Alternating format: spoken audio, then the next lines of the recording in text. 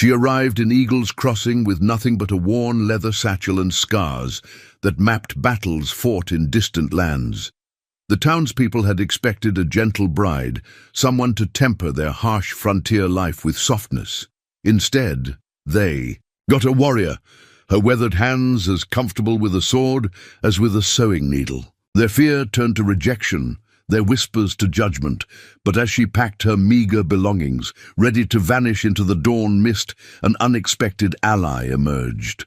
A seasoned rancher, bearing his own invisible wounds of war, saw past their prejudice to recognize the strength of her spirit and the honor in her scars.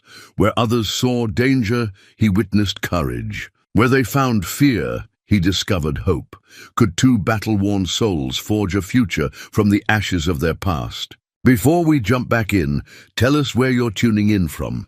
And if this story touches you, make sure you're subscribed, because tomorrow I've saved something extra special for you. The stagecoach rattled to a stop before Eagle's Crossing's only hotel, kicking up dust that caught the late afternoon light like floating gold. Akane Tanaka stepped down with the fluid grace of one accustomed to maintaining balance in any situation. Her simple dark blue traveling dress couldn't quite conceal the warrior's economy of movement beneath its folds. The katana, wrapped carefully in oiled cloth and secured with worn leather straps, drew immediate attention.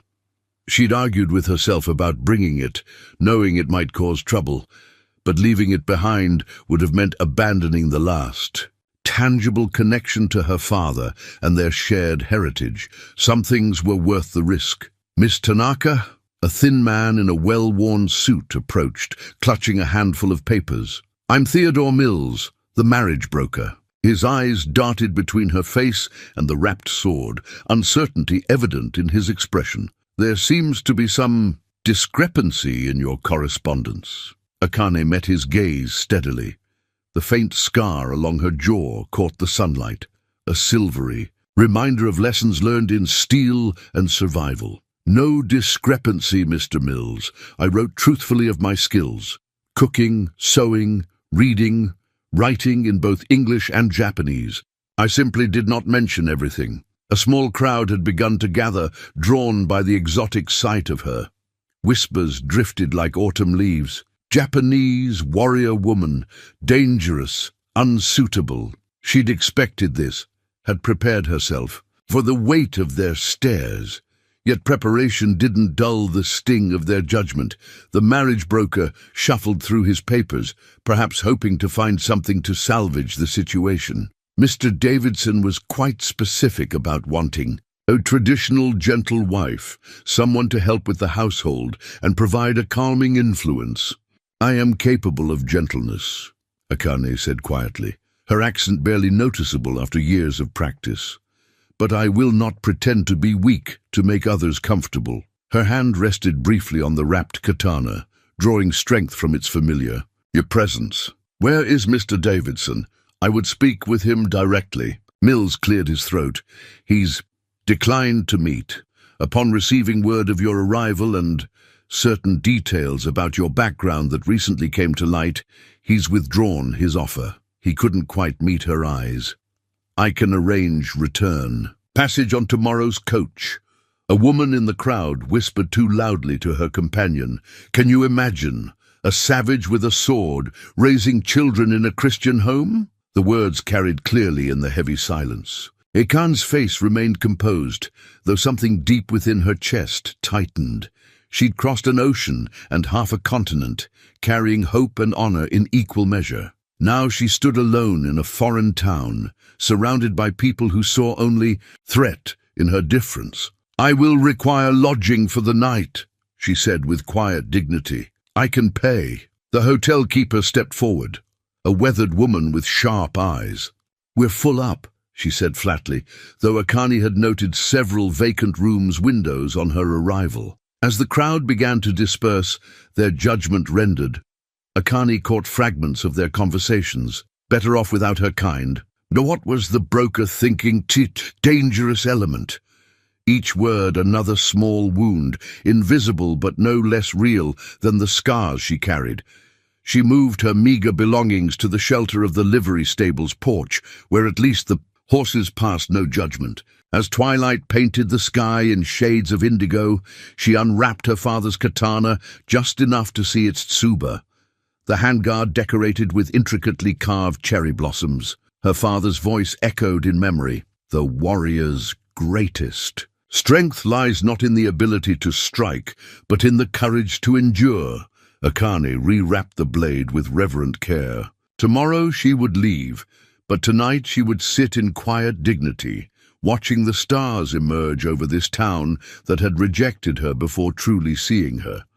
She was, after all, her father's daughter, a warrior who understood that sometimes the greatest battles were fought in silence, with nothing but one's own honor for company.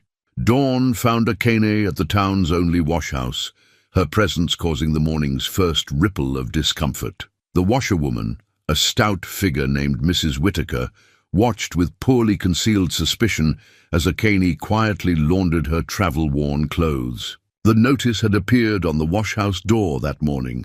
Emergency town meeting, discussion of recent foreign elements, its corners curling in the damp air. "We're God-fearing folk here," Mrs. Whitaker finally said, breaking the tense silence. "Simple people. We don't hold with foreign ways or—" Her eyes drifted to the ever-present wrapped katana propped against the wall. "Takudes are weapons of war." Akane wrung out her dress with practiced efficiency. "In my experience, God sees beyond borders, Mrs. Whitaker, and a weapon's nature depends on its wielder's heart." The washerwoman's face tightened. "That's just the sort of heathen talk we're worried about.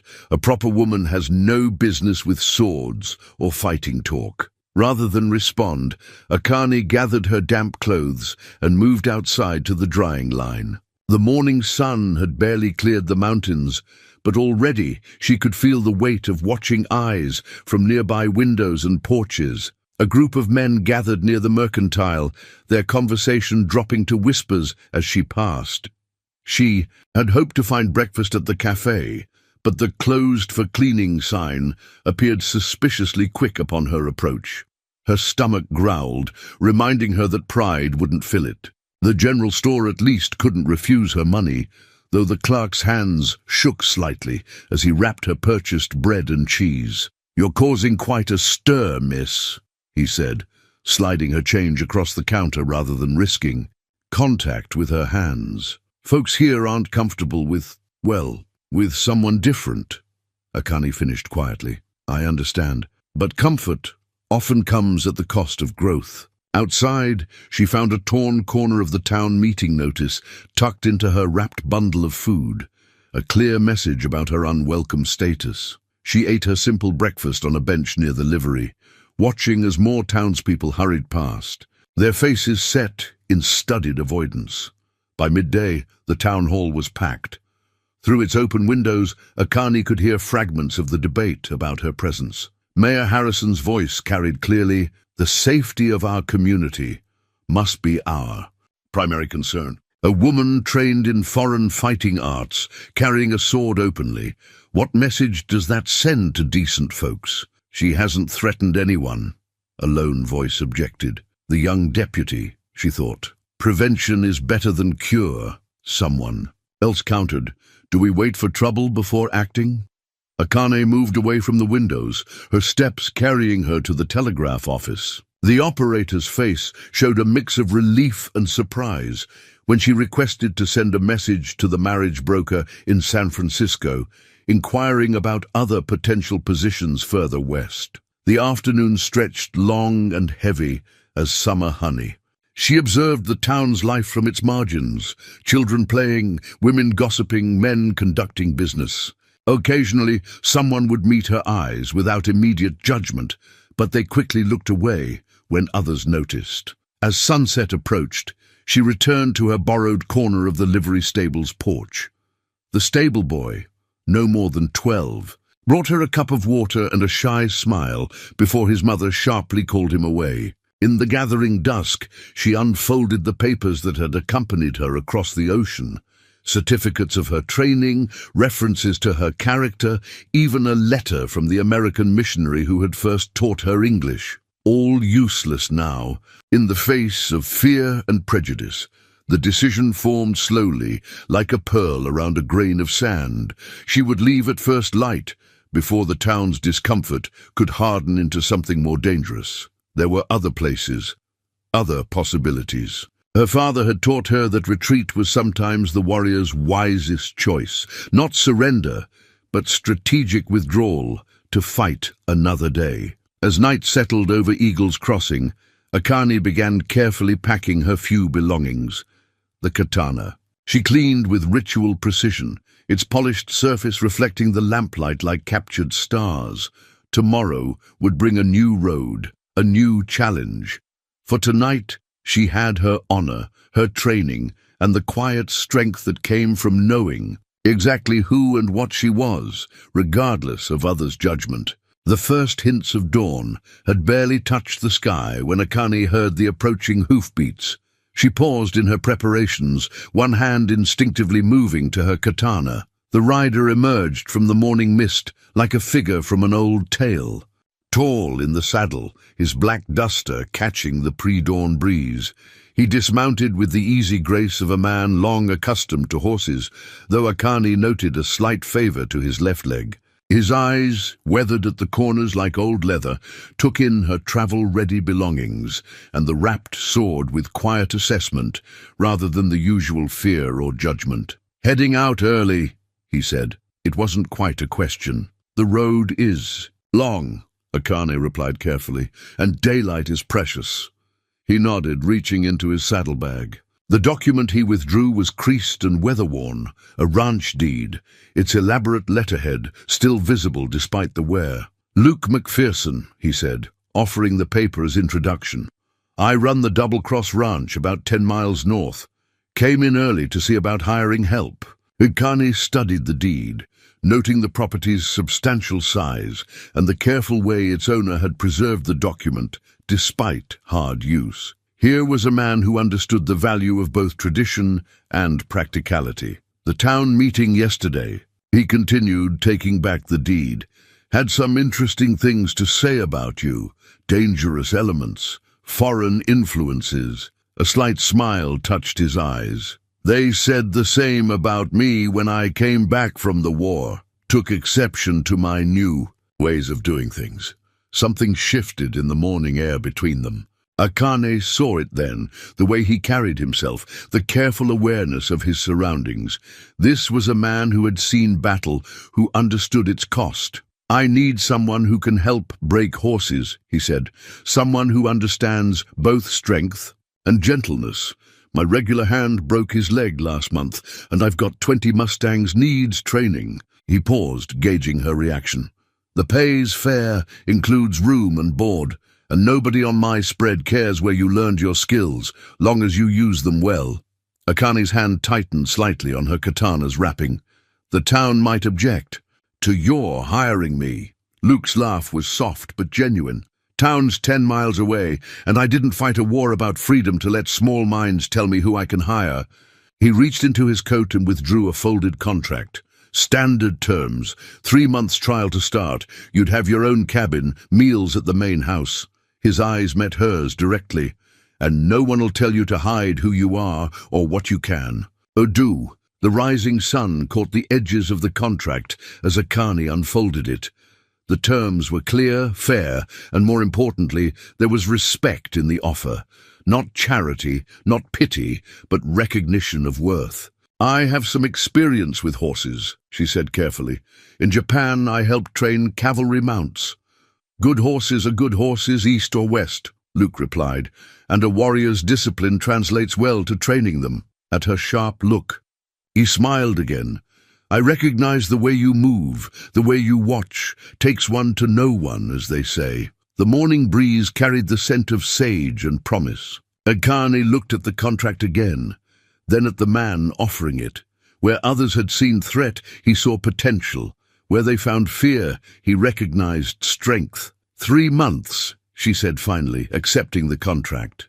Luke nodded, satisfied. "My wagon's at the mercantile." loading supplies. We can take your belongings there. Head out after I finish my business. He mounted his horse with practiced ease. Welcome to the Double Cross, Miss Tanaka. As he rode toward the mercantile, Akane began regathering her belongings, this time for a different journey than she'd planned. The sun cleared the mountains, painting the town in morning gold. Sometimes, she reflected, honor and opportunity arrived in unexpected forms. Like a ranch deed carried by a man who saw past surfaces to the truth beneath. The broken bridle lay between them on the rough-hewn table, its leather torn and brass fittings twisted from the morning's work. Akane traced the break with careful fingers, while Luke watched, curious about her assessment. The Mustang had spirit, she said, a note of admiration in her voice. But perhaps we approached him too directly. Luke leaned back in his chair, steam rising from his coffee cup. You have another way in mind. The past week had settled into a cautious rhythm. Each morning, they worked with the wild horses, Luke's traditional Western methods meeting Akane's Eastern approach. Today's failure with the black stallion had tested both their techniques. In Japan, Akane began, selecting her words carefully, we learned that strength often flows like water, finding the path of least resistance. She lifted the broken bridle.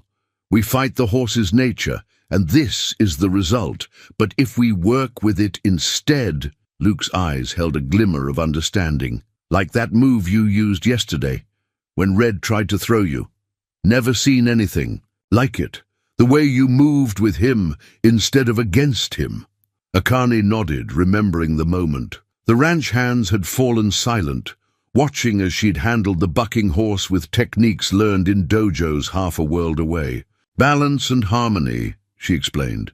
The same principles apply, whether training horses or warriors. Saw something similar in the war, Luke said quietly, his first mention of that time. Chinese cavalry unit allied with us. Their horsemen moved like they were part of their mounts.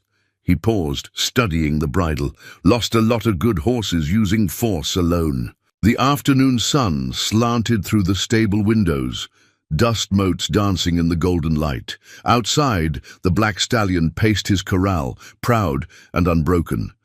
Akane could feel Luke watching her as she began repairing the bridle, her hands moving with practiced precision. My father taught me that true strength lies in understanding, not domination, she said, working the leather. The horse must choose to trust us. Like people, they cannot be forced to give their hearts. A comfortable silence settled between them as she worked. Luke produced a small tin of leather conditioning oil, offering it without comment. Their fingers brushed briefly in the exchange, and Akane noted that his calloused hands were as skilled with delicate tasks as her own. Tomorrow, he said finally, we try it your way with the black. The next morning found them at the corral, before dawn. Akane had removed her usual dress in favor of the hakama she normally kept hidden, the traditional split skirt allowing freedom of movement. If the ranch hands found her attire strange, Luke's matter-of-fact acceptance kept them silent. Watch, she told him, demonstrating a subtle sequence of movements. The key is to never meet force with force. When he rushes, turn with him. When he pulls away, draw him back with patience, not power. Luke's expression was thoughtful as he mimicked her movements. Like a dance, he observed, his injured leg only slightly hampering his form. A dance of trust, she agreed, and saw in his eyes that he understood the words applied to more than just horses. They worked through the morning, the black stallion gradually responding to their changed approach. By noon, the horse was allowing Luke to touch his flank, while Akane spoke soft words in Japanese that seemed to soothe the animal's wild spirit. Remarkable, Luke said later, as they shared a simple lunch in the stable shade. Never thought I'd be learning horse breaking from a samurai, and I never thought I would find understanding so far from home, Akane replied. The repaired bridle hung nearby, a testament to their blended methods. A comfortable quiet settled between them, broken only by the soft sounds of horses and the distant call of a meadowlark. In that moment, Akane realized something had shifted, like a sword finding its perfect balance. Here, in this sun-weathered stable with its smell of leather and hay, she had found someone who saw her strength as an asset, not a threat. Luke seemed to read her thoughts. "Strength comes in many forms," he said, echoing her earlier words. "And wisdom often wears unexpected faces." His hand rested briefly on his old war injury. "Took me a long time to learn that." The afternoon stretched ahead, full of promise and unbroken horses. But now they would face it together, each bringing their own knowledge, their own scars, their own hope of healing through understanding. Evening settled over the double-cross ranch like a soft blanket, bringing with it the kind of quiet that invited confidences. Akane sat on the main house's porch, accepting the cup of tea Luke offered. 2 weeks at the ranch had taught her that. This was his way, sharing something of hers to open the door to sharing something of his own. "Found this while cleaning out the old tack room today," he said, placing a small wooden box between them. The medal inside caught the lamplight, its brass surface dulled by age, but still bearing the clear inscription, "For Valor, Battle of Shiloh, 1862. Akane waited, understanding the weight of such moments. Some stories needed their own time to unfold. "Was just a boy when I joined up," Luke finally said, his voice carrying the distance of old memories. "Thought I knew everything about courage and honor. Shiloh taught me different." His fingers traced the medal's edge. "Lost my best friend there, Jacob. We'd grown up together, enlisted together. He died saving our unit from an ambush." "The bravest acts often go unsung," Akane said softly, thinking of her own lost comrades. Luke nodded. "This medal, they gave it to me for leading the countercharge after Jacob fell. Called it valor." His laugh held no humor. "Truth is, I was just trying to keep more friends from dying." The night crickets filled the silence between them. Akane sipped her tea, watching as Luke struggled with memories she understood too well. "The worst wasn't the fighting," he continued. "It was coming home. Everyone wanted the hero they'd built up in their minds. Nobody wanted the man who woke up sweating from dreams of Shiloh." He looked at her directly. "That's why I bought this place. Out here, a man can build something new without the weight of others' expectations." Akane set down her cup. With deliberate movements, she unwrapped her katana and laid it across her. "Ilap. In Japan, a warrior's sword is considered their soul. This was my father's. He died defending our village from those who would destroy our way of life." Luke's eyes held understanding as she continued. "I was already trained in our warrior arts against tradition, because my father believed strength should not be limited by gender. When he fell, I took up his sword and his duty. The villagers who had questioned his teaching me were suddenly grateful for my skills, but they still feared them," Luke finished, recognizing the echo of his own story. "Fear and gratitude make uncomfortable companions," Akane agreed. "After the fighting, they honored me but kept their distance, as if the very things that had saved them now made me dangerous in times of peace." The medal gleamed dully between them, a bridge across their different wars. "That's why you came to America," Luke said. "It wasn't a question. I thought, perhaps in a new land, I could find a place where what I am could serve a purpose beyond violence, where the skills that marked me as different might build something, instead of only destroying." Luke's hand moved to his injured leg. "Took some shrapnel at Gettysburg. Doctor said I'd never ride again." A slight smile touched his lips. "Proved him wrong, but it taught me something. Sometimes our wounds give us wisdom if we let them." Akane lifted her father's sword, the familiar weight comforting. "In our tradition, a broken blade can be reforged, often stronger at the mended place than it was before. Is that what we're doing here?" Luke asked quietly.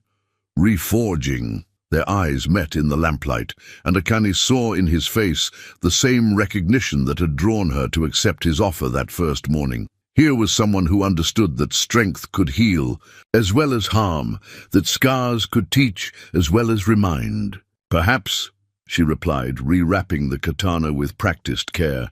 We are learning that the warrior's path need not always lead to war. Sometimes it leads to building, to teaching, to understanding. Luke returned the medal to its box, his movements sharing the same reverence she'd shown her sword. Tomorrow we start training the young horses, he said. Seems fitting, teaching them to trust after they've known only freedom or fear. The night deepened around them, stars emerging in the vast Montana sky. Neither felt the need to speak further. Some understandings went deeper than words, forged in the quiet recognition of kindred spirits who had walked similar paths through different wars.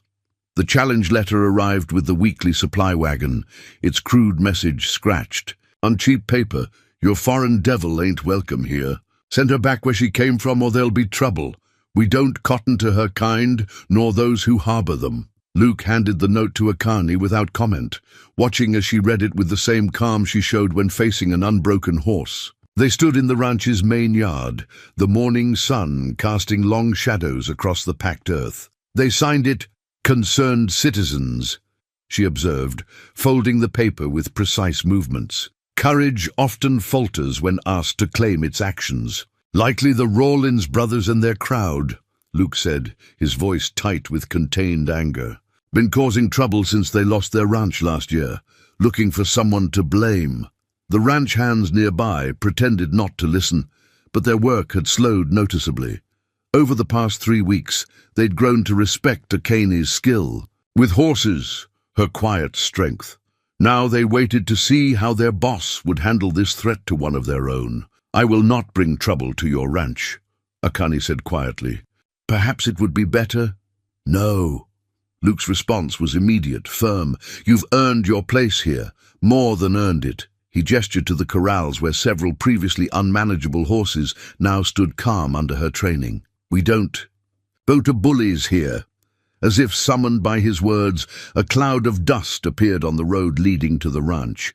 3 riders approached, their manner suggesting they'd found courage in a bottle before making this morning call. Inside, Luke ordered. The ranch hands, this isn't your fight, but to Akan he said nothing, understanding that she would make her own choice. She stood her ground beside him as the riders entered the yard.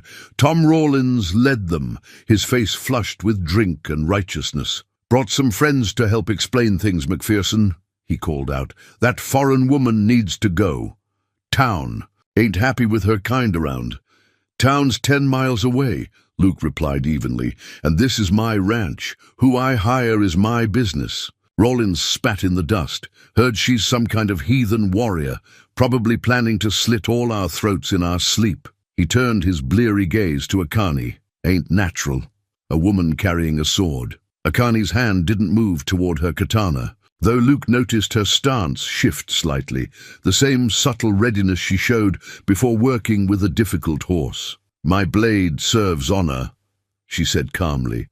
It has never been drawn in anger, only necessity. Honor, Rawlins laughed, harshly. What do your kind know about... His words cut off as his horse, startled by a rattlesnake's warning buzz, reared suddenly. Rawlins, slowed by drink and surprise, started to fall. Without hesitation, Akani moved, not toward him, but toward the snake. Her hands flew through the air in practiced motion, her father's sword remaining sheathed as she used the scabbard itself to sweep the rattler safely away from both horse and rider. Luke caught Rawlins before he could hit the ground, setting him none too gently on his feet. The other 2 riders sat frozen, watching as Akani calmly stepped back. The crisis passed without bloodshed. Could have let the snake bite me, Rawlins muttered, his bravado diminished. Or let me fall. That would have brought dishonor to this house, Akane replied simply. And to the welcome I have been given here. Luke's voice carried across the yard. You've delivered your message. Now leave, and tell whoever sent you, my ranch, my rules. Miss Tanaka stays. The riders departed, their bluster gone, leaving only dust, and the memory of courage meeting cowardice. The ranch hands emerged, their respect for Akani now tinged with something like awe. You could have drawn your sword, Luke said later, as they watched the sun set. "Shown them what a warrior really is." Akane shook her head. "Sometimes the greatest victory comes from the blade left sheathed." She looked at him with quiet understanding.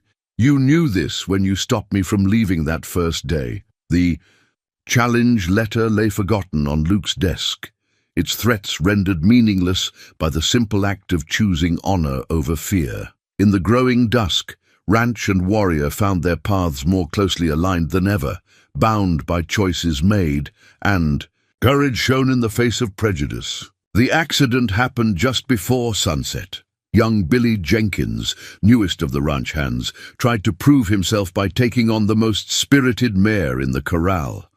His cry of pain cut through the evening air as the horse threw him hard against the fence. Akane reached him first, her practiced eye assessing the damage. The arm lay at an awkward angle, already swelling. The nearest doctor was a day's ride away in Eagle's Crossing, and after the confrontation with the Rawlins brothers, that option carried its own risks. "My quarters," she told Luke, who had arrived at her side. "I have what's needed."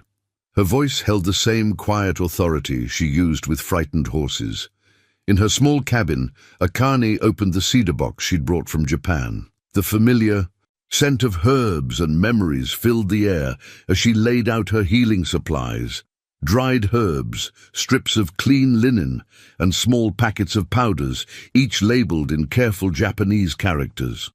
"Grandmother was a healer," she explained to Luke as she worked. "She taught me that a warrior must know how to mend as well as break." Her hands moved with practiced efficiency, preparing a poultice from herbs she'd recognized growing wild in the Montana hills. Billy watched with a mix of pain and curiosity as she ground the herbs with a stone mortar and pestle worn smooth by generations of use. The other ranch hands crowded the doorway, their earlier wariness forgotten in concern for their young companion. "This will hurt," Akane warned Billy, meeting his eyes directly. "But pain with purpose leads to healing." She spoke softly in Japanese as she worked, the ancient words of healing flowing naturally in this moment of need. Luke held Billy steady as Akane set the bone with skilled hands. The boy's cry was muffled against Luke's shoulder, but he didn't pull away. The poultice went on next, its pungent smell filling the small cabin, followed by careful binding with the linen strips. "My father suffered many broken bones," Akane said as she worked. "In peace as well as war, these medicines helped him return to strength each time." She tied off the bandage with precise movements. "The herbs will help with pain and swelling. Tomorrow we begin exercises to ensure the arm heals strong." Old Joe, the most experienced of the ranch hands, stepped forward to examine her work. His weathered face showed grudging approval. "Neat as any doctor's work I've seen," he admitted. "Where'd you learn to set bones like that?" "The same place I learned to use a sword," Akane replied, cleaning her implements with methodical care. "In the understanding that life is a balance between harm and healing." As the evening deepened, the ranch hands lingered, their usual reticence softening. They shared stories of their own injuries and healings, each tale drawing them closer to this woman who had shown yet another unexpected skill. Akane listened, adding her own experiences when appropriate, the shared language of pain and recovery bridging cultural gaps. Luke observed the subtle shift in dynamics. The foreign warrior they had first feared was becoming something else, a healer, a teacher, a presence that added depth to their small community. Later, after Billy had been settled in the bunkhouse with strict instructions for his care, Luke helped Akane clean and store her healing supplies. "You've done more than fix a broken arm tonight," he said quietly. Akane's hands paused over the cedar box. "In Japan, there is a practice called kintsugi, the art of repairing broken pottery with gold. The mended pieces become more beautiful. For having been broken, she carefully wrapped a packet of herbs. Perhaps people are not so different." "The men will see you differently now," Luke observed. "Hard to fear someone who heals." "Fear and respect often walk different paths," Akane agreed. "Sometimes the strongest bonds are forged in moments of vulnerability." They worked in comfortable, Silence, the cedar box gradually receiving its precious contents. Through the open door, they could hear the ranch hands talking in the bunkhouse, their voices carrying a new note of acceptance. Tomorrow, Akane said, I will teach them some simple healing techniques. Knowledge shared builds trust. She closed the box with gentle reverence. And trust, like a broken bone, grows stronger in the healing. The Montana night settled around them, stars emerging in the vast sky. In the small cabin, scented with foreign herbs and ancient wisdom, another barrier had fallen, not with the clash of steel, but with the quiet strength of healing hands. The map spread across Luke's desk, bore the marks of years of use, creased lines, weathered edges, and countless annotations in faded ink. Tonight, it commanded the attention of both Luke and Akane as they studied its familiar contours in lamplight. Third ranch hit this month, Luke said, marking another X near the Carter spread. Getting closer, more organized than usual rustlers. His finger traced the pattern of raids. They're working their way up the valley. Akane leaned in, her warrior's eye analyzing the terrain. They choose their targets carefully, always near water, always with multiple escape routes. She pointed to several mountain passes. Like wolves, they ensure their retreat before they strike. The evening wind rattled the window panes, carrying the first hint of autumn's approach. Outside, the ranch hands had doubled their night patrols, the recent string of cattle thefts putting everyone on edge. Got word from the Carter place today, Luke continued, unfolding a crumpled note. They lost 30 head, and 2 hands were badly hurt. These aren't ordinary rustlers. They're military trained. The way they coordinate, the precision of their raids. You recognize their tactics, Akane observed quietly. Luke nodded, his face grim. Saw similar operations during the war. Quick strikes, well-planned exits. They study their targets, know the land. He touched his injured leg unconsciously. Makes them dangerous. Akane moved to the window, watching the moonlit pastures where their cattle grazed. In Japan, we had a saying, know your enemy and know yourself, and you need not fear the result. Of 100 battles. Sun Tzu, Luke said, surprising her. Read his writings during the war. Good strategy is good strategy, east or west. He joined her at the window. What do you see with your warrior's eyes? She studied the landscape with measured consideration. They will expect normal ranch defenses, men on horses, perhaps some posted watchmen. They will not expect, she paused, a slight smile touching her lips. They will not expect Eastern tactics. Returning to the map, Akane began marking points with precise strokes. In my village, we once faced bandits who used similar methods. We learned to turn their confidence against them. Her brush moved across the paper, drawing symbols unfamiliar to Luke. Here and here. Points where we can control their movement, without them realizing it. Luke studied her markings with growing understanding, funneling them into a trap of their own making. The best victory is one where the enemy believes they are succeeding until the moment they discover they have already lost. She traced a route through the valley. They will come this way, the terrain demands it, but we can prepare. Through the night, they worked on their strategy, blending Western practicality with Eastern tactics.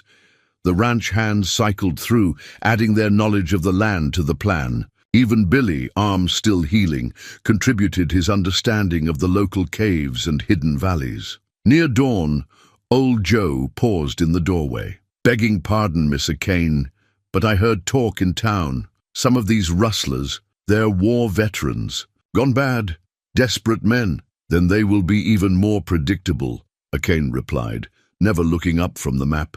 Men who have known discipline will fall into familiar patterns. Even in lawlessness, Luke watched her work, recognizing the focused intensity he'd seen when she trained horses, the perfect balance of patience and readiness. You've fought men like this before. Men are men, whether they wear military uniforms or bandits' masks. Their basic nature does not change. She made one final mark on the map. But sometimes, the most effective defense comes from being underestimated. The first light of dawn crept into the room as they finalized their preparations.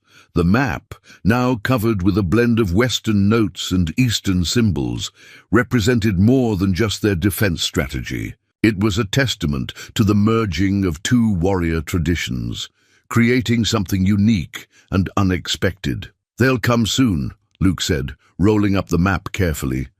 "The moon will be dark in 3 days." Akane nodded, her hand resting briefly on her katana.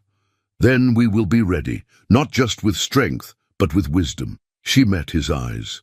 "And they will learn that the Double Cross Ranch is protected by more than just ordinary defenses." The morning sun painted the mountains gold as they stepped onto the porch. In the corrals, horses nickered softly, while in the bunkhouse, ranch, hands prepared for another day of watchful work. The calm before the storm settled over the ranch, but now they had a plan, one that bridged continents and traditions, forged in the quiet hours of strategic planning and mutual trust. Moonless night wrapped the valley in darkness as Akane knelt beside the creek bed, her fingers testing the disturbed earth. 12 horses, she whispered to Luke, passed within the hour. Her other hand rested on her katana, more for comfort than necessity. Above them, carefully concealed in the rocks, Billy kept watch with old Joe, their signals ready. The ranch's defense plan, sketched in precise detail on parchment and memorized by every hand, had transformed the peaceful valley into a carefully prepared battlefield. Luke touched her arm, pointing to the far ridge where a shadow moved against stars. Their trap was about to be tested. The rustlers came exactly as predicted, following the path of least resistance through the valley. Their military training showed in their formation. Scouts ahead, main group tight and controlled, rear guard watching their backs. What they couldn't know was that every hoofbeat took them deeper into a web of Eastern strategy. Like water, Akane had explained while planning, we guide them to where we want them to flow. Now that strategy unfolded in the darkness. The first sign that something was wrong came when the rustlers' scouts encountered the subtle barriers Akane had designed. Fallen trees and loose stones, placed to seem natural, but forcing them to adjust their route. Each adjustment drew them further into the prepared ground. Luke's voice carried across the darkness in a perfect owl call. The signal. Ranch hands emerged from hidden positions, not to attack, but to be briefly seen and fade away, drawing the rustlers' attention. The thieves bunched closer together, sensing threat but unable to pinpoint its source. Akane moved like a shadow through the brush, her years of training evident in every silent step. She could read the rustlers' mounting tension in their postures, their increasingly nervous movements. Men who feel trapped, she had told Luke, make mistakes. The leader of the rustlers, a tall man with military bearing, raised his hand to halt the group. They had reached the heart of the trap, a small basin that seemed to offer safety but left them exposed on 3 sides. Luke's voice cut through the darkness. "You're surrounded. Leave the horses you've stolen and ride. Out, this is your only warning." The response came in a volley of gunfire, but Luke and his men had already moved from their positions, following Akane's instruction about never staying still once revealed. The rustlers' shots found only empty air. What followed was unlike anything the valley had seen. Eastern strategy meeting Western action. Ranch hands appeared and disappeared like spirits, their movements choreographed to create confusion. Akane's techniques, learned in night battles across the sea, turned the darkness itself into an ally. The rustlers' leader shouted commands, trying to organize a defense, but each order was countered before it could take effect. Their military training worked against them. They expected traditional tactics, not this blend of East and West that left them fighting shadows. When the moment came, it was decisive. Akane stepped into a shaft of starlight, her katana still sheathed, but her stance unmistakable. The rustlers' horses, already unsettled by the strange battle, shied at her sudden appearance. In that moment, of chaos, Luke and his men moved in from three sides. "Your men are wounded, your position compromised," Akane called out, her voice carrying authority learned in other battles. "Choose wisdom over pride." The leader's response was to draw his pistol, but before he could aim, Akane moved. The sword remained undrawn, but the scabbard itself became a weapon, striking his arm with precise force. The gun fell harmlessly into the grass. Within moments, the fight was over. Several rustlers lay groaning but alive, their wounds testifying to Akane's insistence on avoiding lethal force where possible. Others sat under guard, their expressions showing confusion at how completely their plans had unraveled. Dawn found them leading the captured men toward town, the stolen horses recovered, and the ranch's defenses proven. The battle plans, carefully drawn on parchment, had worked even better than expected. "Your Eastern tactics," Luke said, as they rode. They saved blood on both sides. Akane nodded, watching the sunrise paint the valley gold. "The best victory is the one that preserves life while teaching its lesson." She smiled slightly. "Though perhaps now the valley will have new stories to tell about the warrior woman of Double Cross Ranch." The ranch hands rode tall in their saddles, pride evident in their bearing. They had faced a serious threat and emerged victorious, not through superior force, but through the elegant application of two traditions working as one. The dawn light caught the dew on sage and grass, turning the battlefield back into peaceful grazing land, while in Akane's quarters the battle plans could now be rolled up and stored away, a testament to the power of combined wisdom. Luke sat at his desk in the lamplight, carefully adding details to the drawing before him.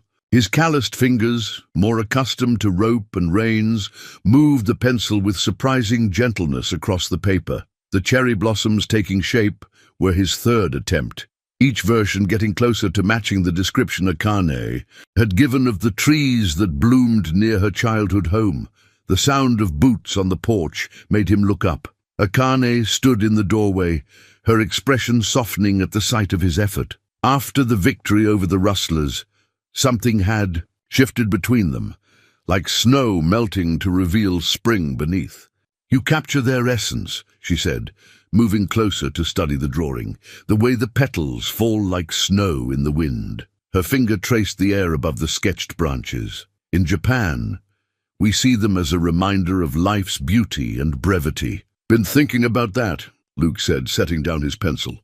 "How some things need to be cherished because they don't last forever." He paused, choosing his words carefully. "And how other things, if we're fortunate, can take root and grow." Akane settled into the chair across from him, her manner thoughtful. "When I first arrived in Eagle's Crossing, I thought my journey had ended in failure. Now I see it was merely waiting for the right soil in which to grow." "You've changed this place," Luke said quietly. "Changed us all. The men talk about Eastern wisdom now, mix Japanese words with their ranch talk." He smiled. "Yesterday I heard old Joe tell Billy to find his inner harmony with that colt he was training." A gentle laugh escaped her, the sound as rare and precious as the flowers he'd tried to capture on paper. "And you, Luke McPherson, what changes do you see in yourself?" He met her eyes across the desk. "I see a man who thought he knew what strength was, learning there are many kinds of courage." His hand moved to the drawing. "A man learning that sometimes the strongest things can also be the most gentle." Akane's gaze dropped to her hands, weathered by work, yet still carrying the grace of her warrior training. "In my culture, speaking of feelings directly is not common. We learn to read the spaces between words, the meaning in small gestures." "Like drawing cherry blossoms for someone?" Luke asked softly. "Like drawing cherry blossoms," she agreed, a faint blush coloring her cheeks. "Or like a rancher learning about Japanese flowers instead of telling a foreign woman she's too different to belong." Luke stood, moving to the window. The Montana night spread vast and clear beyond the glass. "Been thinking about belonging. About how sometimes what seems foreign can become essential. Like rain to dry ground." He turned back to find Akane had risen too, her presence in his office as natural now as his own. "The ranch hands have a betting pool," he said, his voice carrying a hint of amusement, "on when I'll get around to asking you a particular question." "And what question would that be?" Her tone was carefully neutral, but her eyes held warmth. "One that should be asked beneath cherry blossoms, if we had them." He gestured to his drawing. "This poor substitute will have to do." Akane stepped closer, close enough that he could catch the scent of sage that clung to her clothes from the evening ride. "Sometimes," she said softly, "the most beautiful blossoms grow in unexpected places." Their first kiss was gentle as falling petals, carrying the weight of all they'd learned about strength and tenderness. When they parted, Luke rested his forehead against hers. "Stay," he whispered, "not as my hired hand or my warrior advisor. Stay as my partner, my equal." Akane's answer was in her smile, in the way her hands found his, in the perfect rightness of their presence together in the quiet office. The cherry blossom drawing witnessed their embrace, its simple lines capturing a moment when East met West and found not division, but harmony. The Eagles Crossing Gazette lay fresh on the mercantile counter, its headline bold against the rough paper, "Eastern Warriors' Strategy Saves Valley Ranches." Below, a detailed account of the rustlers' capture spread across the front page, the editor's usual florid prose, touching on both practical details and romantic imagery. "Reckon they got most of it right," old Joe said, scanning the article while Akane and Luke loaded supplies. "Though they didn't mention how you did it without a shot fired or a life lost.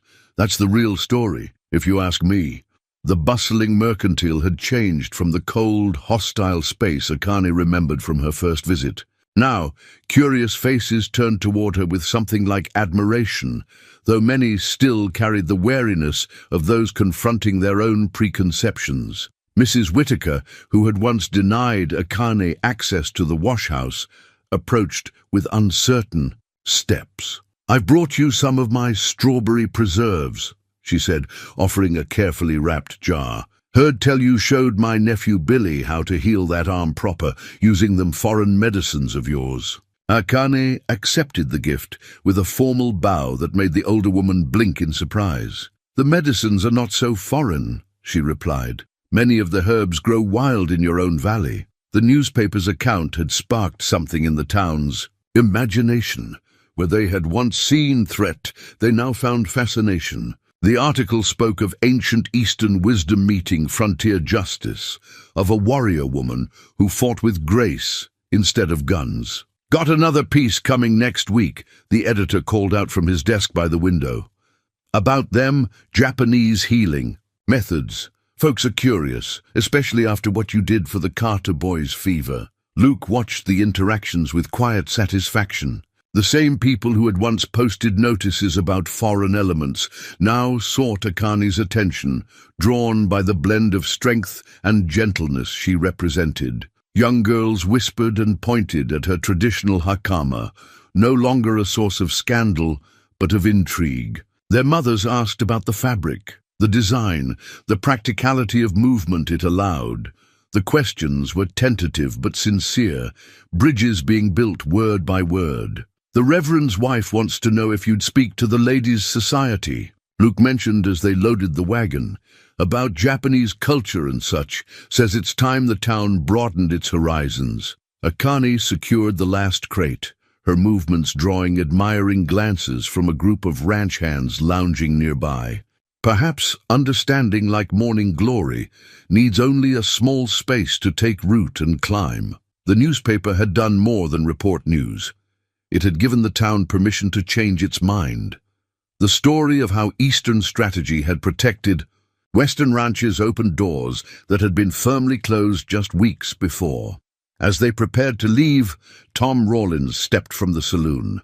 The man who had once led a drunken charge against her now struggled visibly with his pride before approaching their wagon. "Miss Tanaka," he said, hat in hands. "Been meaning to say, that is, about that day with the snake." He glanced at the newspaper on the counter. Reckon I judged wrong. A person ought to admit when they're wrong. Akane inclined her head slightly. In Japan, we say that wisdom often comes from acknowledging our mistakes. It takes courage to speak as you have. The simple exchange drew approving nods from onlookers. The newspaper's account of her victory had given them a new language for understanding her presence, not as a threat to their way of life, but as an enrichment of it. Driving back to the Double Cross, Luke and Akane passed other ranches where hands raised in greeting rather than turning away. The valley itself seemed to have shifted, like earth after rain, becoming more fertile ground for new growth. The paper got one thing right, Luke said, gesturing to the copy tucked in their supplies. Called you a bridge between worlds, reckon. That's what you've been all along. Akane watched the familiar landscape roll past, seeing it with new eyes. Perhaps we are all bridges, she replied, when we choose to span the distances between us. The letter arrived with the evening stage, its rice paper and elegant Japanese characters stark against the rough Western mail. Akane's hands trembled slightly as she read, the familiar script carrying echoes of a life she'd thought left behind. Luke watched her face change, the color draining from her cheeks. Bad news? Tanaka Masashi, she said quietly, the name falling like stones in still water. My father's former student. He writes that he has tracked me here, that I have dishonored the school by fleeing Japan. Her fingers tightened on the paper. He says he comes to correct this mistake. The autumn wind rattled the ranch house windows, carrying the first chill of winter. Inside, the warmth of home suddenly felt fragile, threatened by shadows from across the ocean. This student, Luke said carefully, he's dangerous? Akane folded the letter with precise movements. He was my father's most gifted pupil. But where my father saw the sword as a tool for protection, Masashi saw only its power to dominate. She met Luke's eyes. He wanted to lead the school after my father's death. When I was chosen instead, he didn't take it well. He left, swearing that a woman would never truly honor the warrior's path. Akane's hand moved unconsciously to her katana. Now he comes to prove his point. The next days carried a weight of waiting. Luke noticed how Akane's awareness had sharpened. Her warrior's instincts fully awakened. She moved through her tasks with fluid grace, but always with the readiness of one who expects storm clouds to break. The ranch hands picked up on the tension. Though they didn't know its source, they watched Akane with quiet concern, noting how she spent extra time practicing with her sword in the early morning hours, her blade catching the dawn light as she moved through ancient forms. Never seen her so focused, old Joe commented to Luke, like a hawk that spotted something moving in the grass. Luke had witnessed enough battles to recognize preparation when he saw it. Sometimes, he said, choosing his words carefully, the hardest fights are the ones that follow us from our past. One evening, as sunset painted the mountains in shades of fire, Akane spoke of what troubled her most. In Japan, such challenges have ritual and meaning. Here, in this place, she gestured to the vast Montana landscape. Here, where I have finally found peace, she looked at Luke, her eyes softening, found love. I fear his arrival will destroy everything we've built. Luke took her hand, feeling the strength in her warrior's grip. This is your home now. Whatever comes, you don't face it alone. You don't understand, she said quietly. Masashi will not accept challenge from any but me. He comes to prove that a woman cannot truly follow the warrior's path, that my father was wrong to choose me as heir. And then he'll learn what we already know. The true strength isn't about proving others wrong, but about standing firm in what you know is right. The letter lay between them on the desk, its elegant characters a bridge between past and present. Akane traced the paper's edge with a finger. In our tradition, when a challenge comes, honor demands it be met. Then we'll meet it, Luke said simply. Your way, with honor, but also our way, together.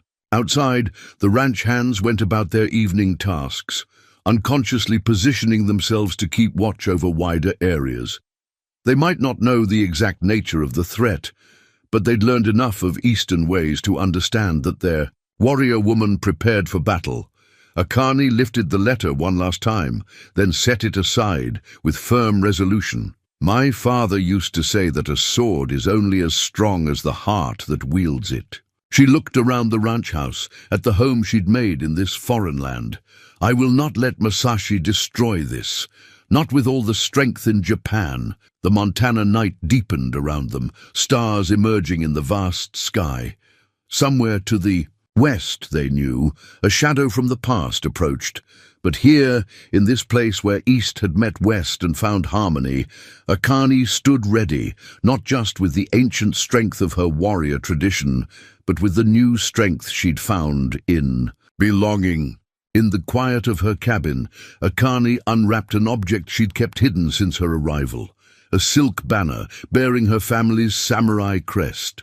The stylized design of crossed cherry blossoms and katana caught the lamplight, its threads still vibrant despite their age. This has been our symbol for 15 generations, she told Luke, who sat beside her. Each element tells our story.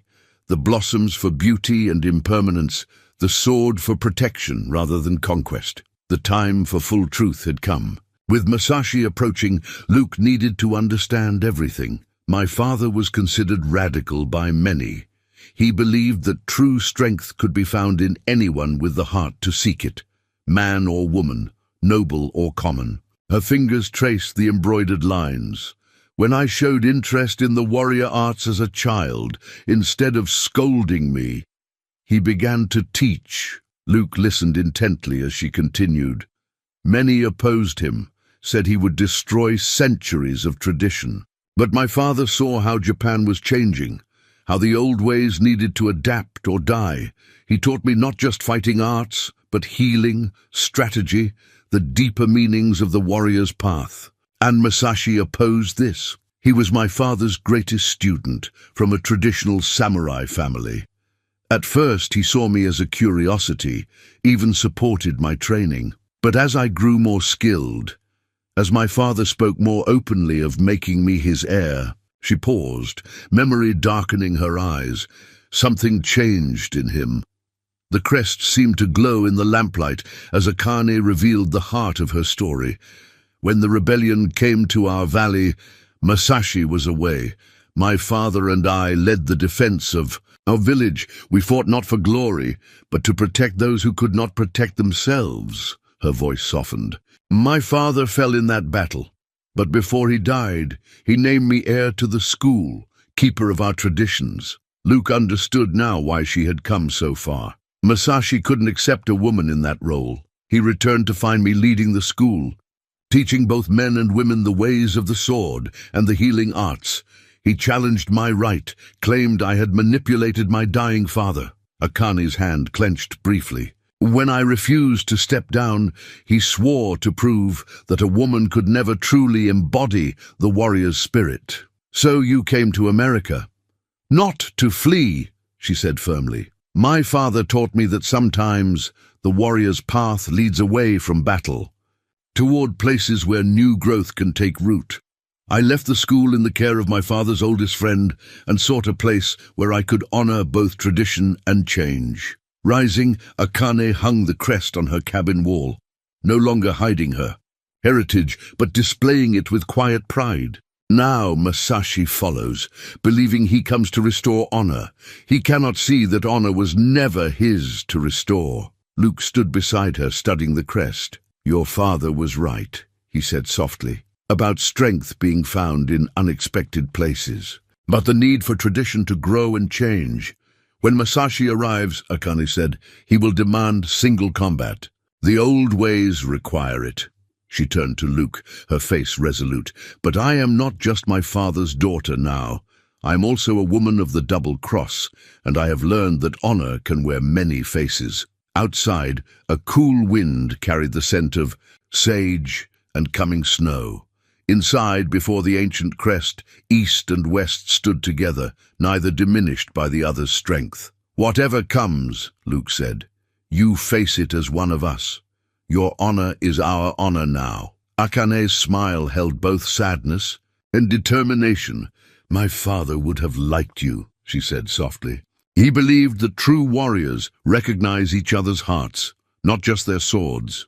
The crest watched over them as they planned, its crossed blossoms and blade bearing witness to a new chapter in an ancient story.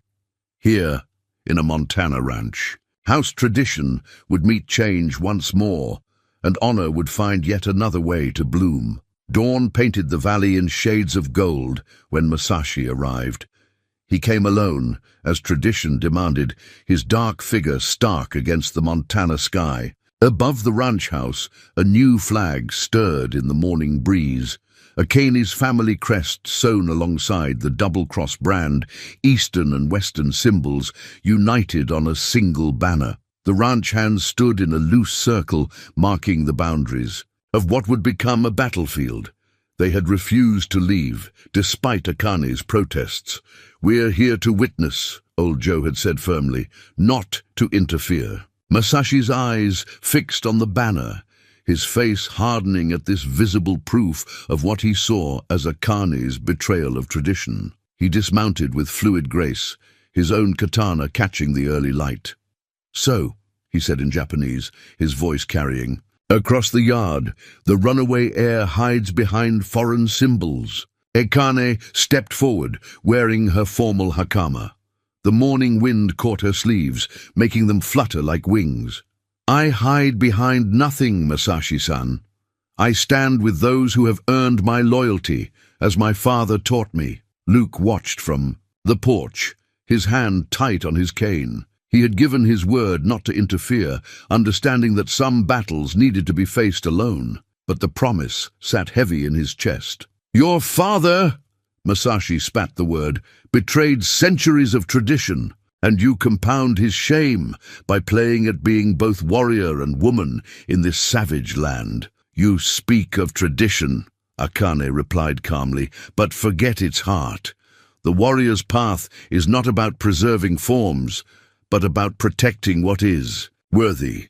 She gestured to the ranch, the people, the life she had built. I have found worthy things here. Masashi drew his blade with traditional precision. Then defend them if you can. When I defeat you, you will return to Japan and surrender the school to proper leadership. Akani's own katana whispered from its sheath. The ranch hands held their breath, witnessing a ritual older than their frontier town. Above them, the merged flags snapped in the strengthening wind.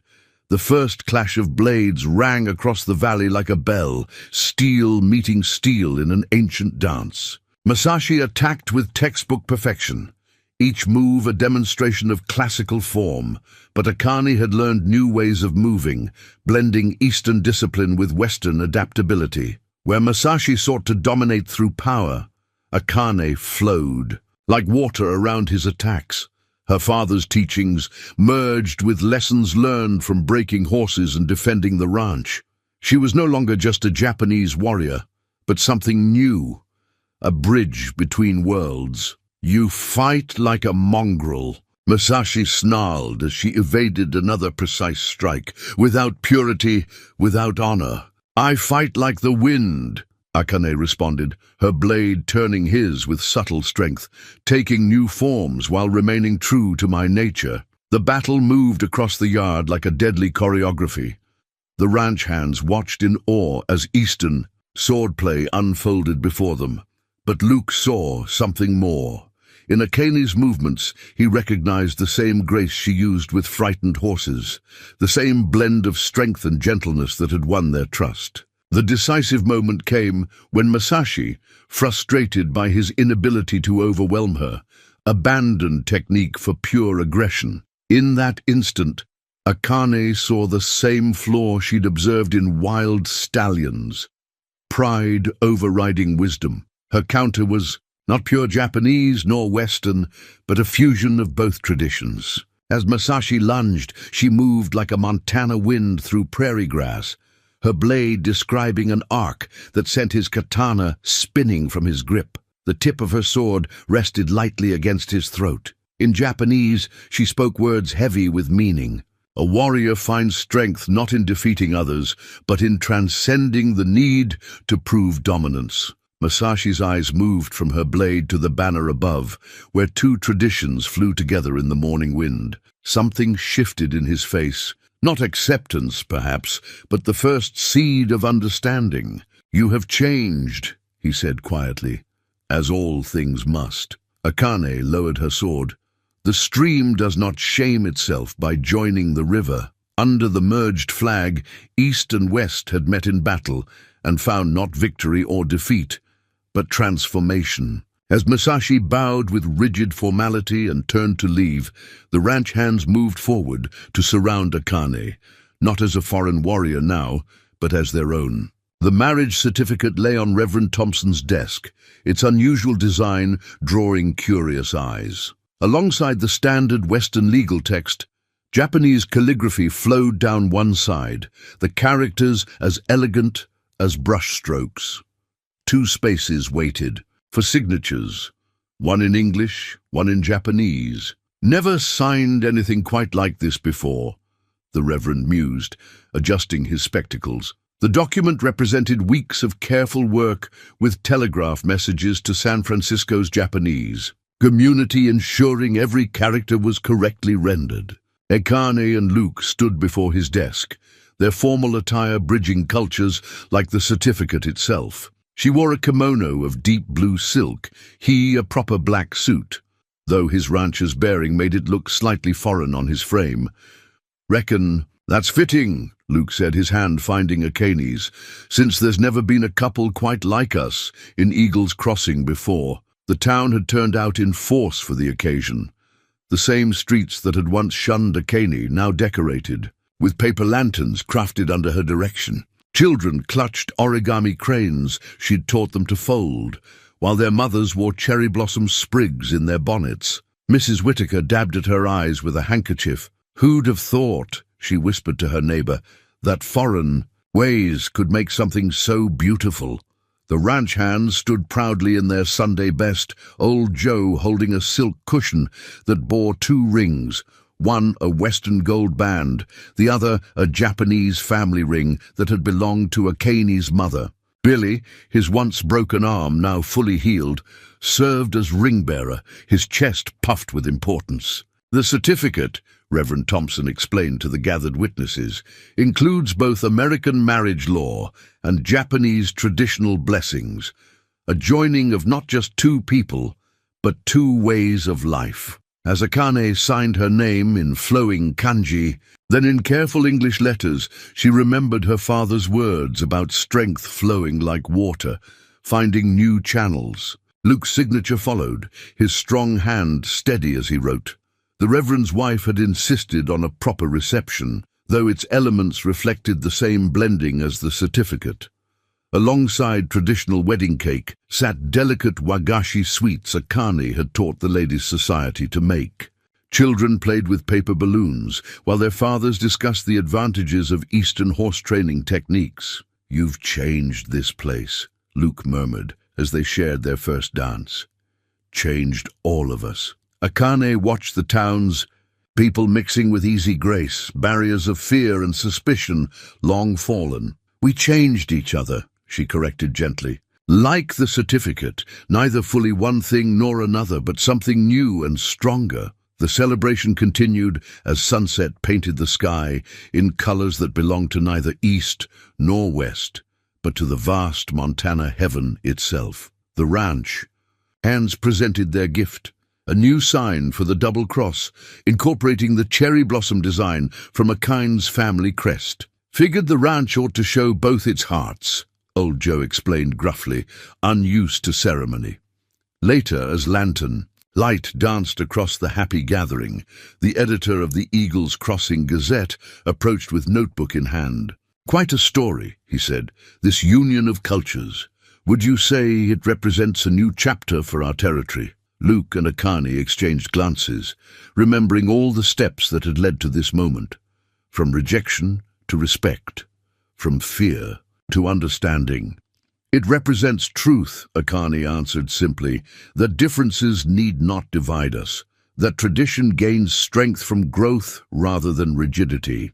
The marriage certificate would hang in their ranch house, its dual text, a daily reminder that love, like wisdom, knows no borders. It would become a talking point for visitors, a symbol of how Eagle's Crossing had grown beyond its fears to embrace something new. As the evening deepened into night, the celebration showed no signs of ending. Chinese lanterns and Western oil lamps lit the way forward, while somewhere in the darkness, the merged flag of Double Cross Ranch flew proud, no longer a statement of defiance, but a declaration of possibility. Spring brought new life to the Double Cross Ranch, marked by the rhythmic clang of the branding iron bearing its revised design. The traditional crossed lines now flowed into stylized cherry blossoms, creating a mark as unique as the ranch itself. Each calf branded carried this symbol of blended traditions into the future. Akane watched from the corral fence as Luke demonstrated horsebreaking techniques to a group of young ranch hands from neighboring spreads. His methods now combined Western practicality with Eastern philosophy, creating an approach that was becoming famous throughout the territory. "Feel the horse's spirit," he explained, using words that would have once seemed foreign on his tongue.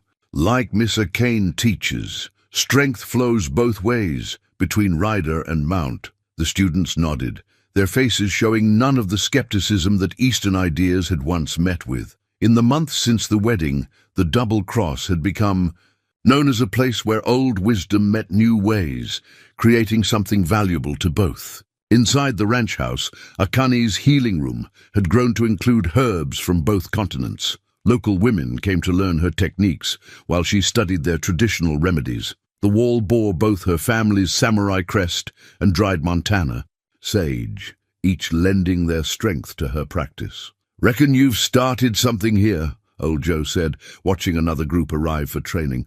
"Folk coming from 3 territories now, wanting to learn your ways." Akane smiled, remembering her father's words about tradition being like a river, not meant to stay still, but to flow and find new paths. The Double Cross had become that new path, where Eastern discipline met Western freedom, creating something uniquely valuable. Young Billy, now fully recovered and promoted to assistant trainer, led a spirited Mustang into the training ring. His movements showed the influence of both his teachers. Luke's steady confidence blended with Akane's fluid grace. "Watch how he moves," Luke told his students. "Notice how he doesn't fight the horse's nature but works with it. My wife taught me that strength isn't about domination, it's about partnership." The new ranch brand had become more than just a mark of ownership. It represented a philosophy that was spreading through the territory, teaching that different traditions could strengthen rather than threaten each other. In the evening, as sunset painted the mountains gold, Akane taught a different kind of class. Women from town sat in a circle on the porch, learning the art of Japanese tea ceremony while sharing frontier coffee cake. The conversation flowed easily between discussions of Eastern mindfulness and Western practicality. "Never thought I'd see the day," Mrs. Whitaker mused, carefully practicing the traditional tea movements.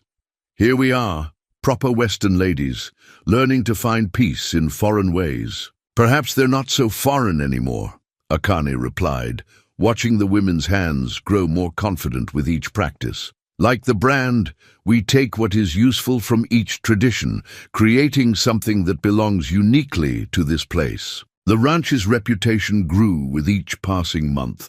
Visitors arrived from as far as San Francisco, seeking to learn not just horse training or healing, but the larger lesson the Double Cross taught, that wisdom knows no borders, that strength can wear many faces. Luke and Akane's methods were documented in journals, their unique approach studied and spread. The ranch brand appeared in newspapers and magazines, held up as an example of how the frontier was evolving beyond its rough beginnings. "You've built something remarkable," the territory governor said during a visit, watching the training sessions with keen interest. "A true bridge between cultures." But perhaps the most telling sign of their impact came in the small daily moments.